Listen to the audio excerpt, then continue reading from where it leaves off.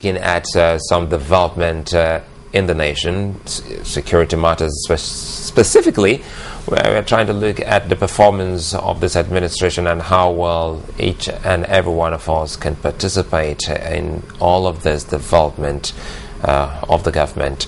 Joining us to look at this is Dr. Tam George, former lecturer at the University of Cape Town, South Africa. Good morning. Thanks for having me. There's also an institute here in Nigeria, right? Yes, I'm the executive director of the Institute of Communication and Corporate Studies. We train managers and leaders in Africa. Have you left the Pan-African University? Yes, I'm on the verge of leaving the university. The verge of leaving. Yes. Okay, good enough. At least we can still catch you here in Lagos.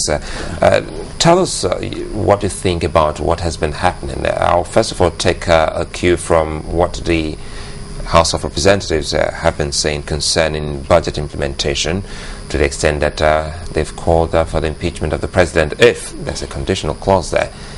There's not any kind of improvement by September. Okay, first of all, the House of Representatives and the National Assembly, for that matter, has a constitutional oversight responsibility over the executive arm of government. And so we know that the non-implementation of the budget has been the subject of threat of impeachment. So do they have the constitutional right to do that? Yes, they do. But as a matter of practical common sense, how does impeaching the president implement the budget? I think that what we need to recognize is that the president is just in office, just been in office for well over a year now, and we are still trying to develop our democratic tradition. One way that we can resolve the problem, I think, is for the executive arm of government to start the preparation for the budget from the preceding year. If we want to implement the budget for 2013, they should try to make sure that the budget is ready and submitted to the National Assembly by September latest, or by July latest of 2012, so that it goes through all the processes of ratification, so that at the crack of dawn, the crack of the new year in 2013, actual implementation of the budget begins. So I think that what we should address is the systemic problem, rather than threatening to impeach individuals. We still have a very fragile democratic experiment, and so this is a learning curve for all levels of political practitioners, not only the president, but the states and local governments as well. So I think that to impeach the president is not the way to go. If we really want to deepen our democratic tradition, what they should do is to say, look, how can we get this right next time? And I think that one way to get it right is to make sure that the process for budget preparation should start in the preceding year. That is best practice elsewhere. In the US, for instance, latest by July, the budget for the next year is already prepared and submitted to the Congress. Now you just talk about the United States, with a potpourri of issues happening in the country, the insecurity in the country and some other places, and we're all pretty worried about our, our name and the way we're viewed by people outside the country.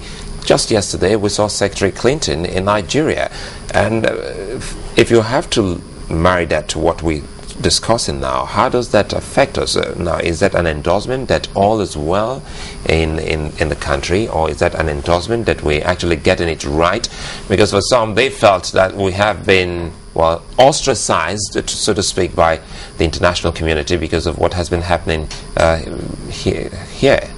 Yes, I think that security is a major challenge, and I do not think that any single person has solution to the problem. It's a major challenge.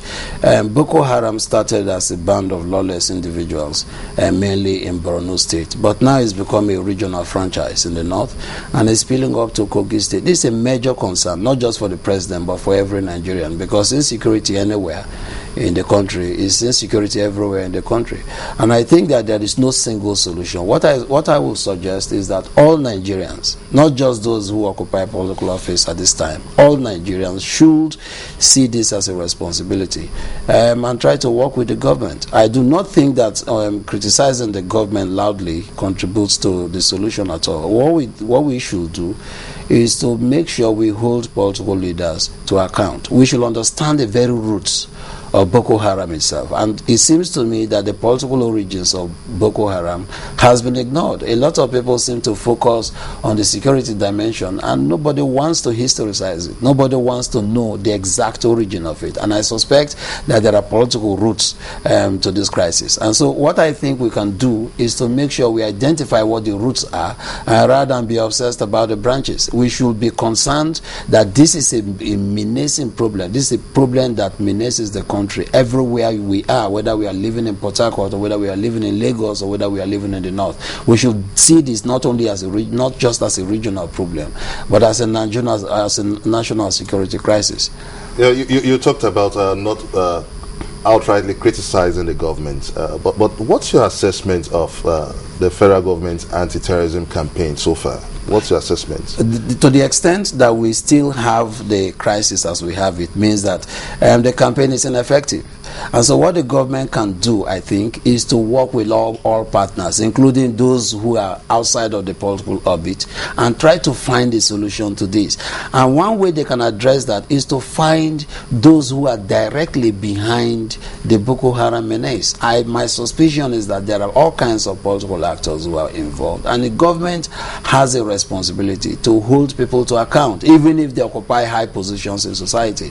And I think that that is the way to go. To look at it simply as a security challenge, as far as I can see, is not sufficient. What are the rules? Who are those responsible? Are they politicians? Are they businessmen? Are they terrorists? What are the ideological purposes? What are the major reasons why some of these criminals are at work? I think the government has a responsibility to go to the roots of the crisis and try to eliminate it from that point. The fact that there is an obvious delay in trying to put a finger on all these factors that you've mentioned, who are these people, are they politicians, what's their interest, what's their mission, does that raise some kind of a question that the security apparatus are not getting it right?